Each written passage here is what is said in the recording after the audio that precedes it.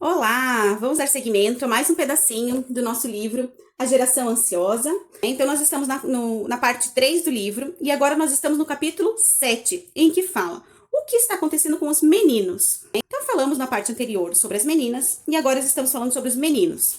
Então, as meninas, elas, como nós dissemos, com essa grande reconfiguração, elas apresentaram, altos índices de transtornos internalizantes, diferente dos meninos. E aí ele fala sobre um gráfico que diz a seguinte afirmação, né? Ele vai trazendo ele um pouquinho antes do gráfico. Se nos limitássemos a examinar os gráficos sobre depressão, ansiedade e automutilação, concluiríamos que a grande reconfiguração foi mais dura com as meninas. E desde o início dos anos de 2010, os índices de depressão e ansiedade entre os meninos vêm crescendo em muitos países, embora em termos absolutos continue muito abaixo dos números registrados entre as meninas. Nos Estados Unidos, no Reino Unido e na Austrália, a taxa de suicídio também cresce para ambos os sexos, ainda se mantendo bem mais alta entre os meninos. E aí ele fala, faz um sinal de alerta em relação aos meninos. Eles têm um maior afastamento do mundo real. E aí, em seguida, ele traz pra gente as respostas da seguinte afirmação. Pessoas como eu não têm muita chance de sucesso na vida. E aí ele traz um gráfico aqui na página 205 que fala exatamente sobre isso. Ele mostra os meninos e as meninas e que, em especial, a partir de 2010, fala exatamente sobre isso. Houve um crescimento ali exponencial dos meninos em relação a essa afirmação. Deve-se considerar, então, que apenas 5% das meninas americanas costumavam concordar com essa frase nos anos de 1970. E, essencialmente, não houve mudança nesse sentido até o início da década de 2010. Porém, no caso dos meninos, a história é diferente. A taxa de concordância aumentou devagar do fim dos anos de 1970 até 2000 e acelerou no início da década de 2010. Então, os meninos eles têm essa dificuldade de acreditar, de confiar no quanto eles podem ter sucesso na vida. E aí ele vai falando, do declínio dos machos, o quanto para eles é difícil, o quanto eles foram se inserindo nesse mundo online, e dificultando então as habilidades, o desenvolvimento, dessas habilidades como um todo no meio social, Então, porque até então os homens eram quem estudava mais, quem eram os provedores da família, então tinha o ensino superior, e aí de repente eles foram se privando, dessa situação, e as mulheres então passaram a crescer mais nessa questão de estudo e de destaque enquanto sociedade. Aí, em seguida, ele fala sobre os meninos com a síndrome de Peter Pan. E aí ele fala que para descrever qualquer pessoa que não atenda a expectativa, não encontre emprego e acabe voltando para a casa dos pais por um período de tempo indefinido. Esses são a síndrome de Peter Pan, os homens com síndrome de Peter Pan. Então, homens de 20 e muitos anos têm maiores chances de morar com os pais que jovens mulheres. Há um termo mais formal para isso, que é a geração neném, Ou seja, nem trabalha e nem estuda. Então, também isso é mais comum entre os meninos. Ele fala do quanto eles ficam inseridos em quartos, o quanto eles ficam ali aprisionados em quartos. Até ele traz um termo chamado hikikomori, Então, é um termo japonês que significa puxão para dentro. Então, até ele relata aqui de alguns casos de meninos que usam caixinha de areia para fazerem as necessidades dentro do quarto, para não precisarem encontrar familiares ou outras pessoas nesse trânsito pela casa. Aí, em seguida, ele fala também da infância sem os riscos do mundo real. Então, os meninos deixaram de se arriscar, deixaram de procurar namoradas, situações sociais, E aí ele vai falando desses sintomas internalizante e externalizante entre os meninos, adolescentes americanos, O quanto foi mudando esses gráficos, essa grande reconfiguração.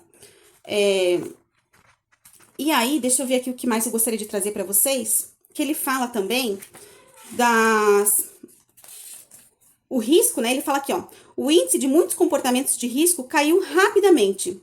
Então, é preciso abordar essas tendências com preocupação, Então, os sintomas internalizantes e externalizantes de aluno dos últimos anos do ensino médio, na década de 2010, os scores externalizantes caíram para ambos os sexos, enquanto os internalizantes subiram, que antes era uma característica que nós víamos mais nas meninas,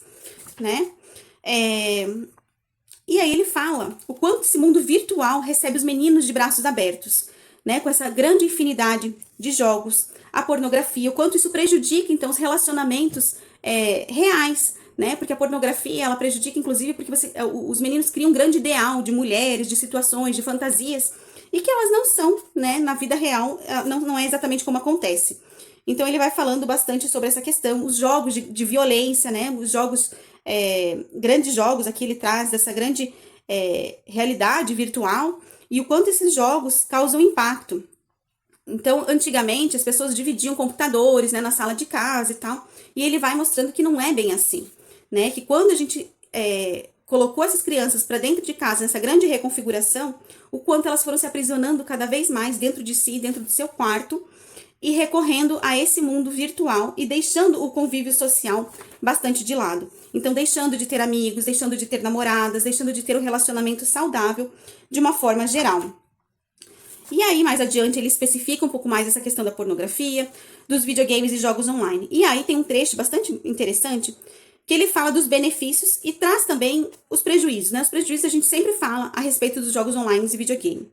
Mas eu achei interessante ele trazer essa questão dos benefícios. Então, segundo alguns pesquisadores, diferente da pornografia online, certos tipos de jogos online podem proporcionar benefícios aos adolescentes, pois estão associados ao aumento da função cognitiva e intelectual, melhoram a memória de trabalho, o controle inibitório e até o desempenho escolar. Um experimento detectou uma diminuição significativa nos sintomas de depressão quando se pediu a um grupo experimental que jogasse por meia hora, 3 vezes por semana, ao longo de um mês. Outros estudos descobriram que o jogo cooperativo pode induzir as pessoas a cooperarem na vida real.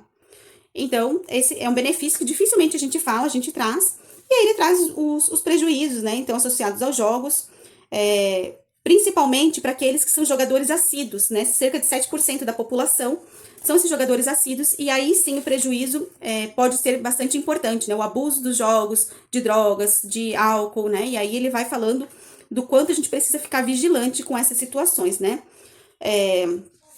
E aí fala de novo, né, das telas em detrimento do brincar, o quanto esse brincar é super importante, esse convívio social, né, e ele fala da tecnologia também, na página 226, ele fala bastante dessa tecnologia, da liberdade e da falta de sentido, né, o quanto às vezes as relações, elas perdem, a geração Z em especial, elas são menos capazes de qualquer outra geração de fincar raízes em comunidades do mundo real, povoadas de indivíduos conhecidos que permanecerão ali um ano depois, né? Então as relações são breves também, ele traz bastante isso, do quanto as relações são breves. Então a saúde mental decaiu bastante em função dessa migração, né, para a internet. E aí no finalzinho ele fala o seguinte: a grande reconfiguração da infância afastou os jovens de suas comunidades no mundo real, incluindo a família, e criou um tipo de infância vivida em redes de contatos múltiplas que se modificam rapidamente.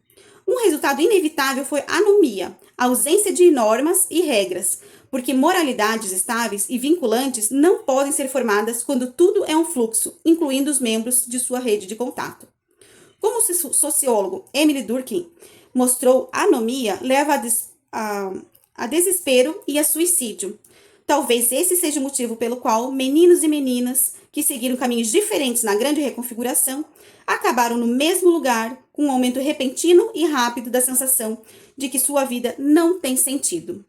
Né? Então, é assim que ele finaliza esse trecho. E aí, em seguida, né, nós vamos trazer ainda essa semana a parte 8, que fala sobre a elevação espiritual e a degradação. Até lá!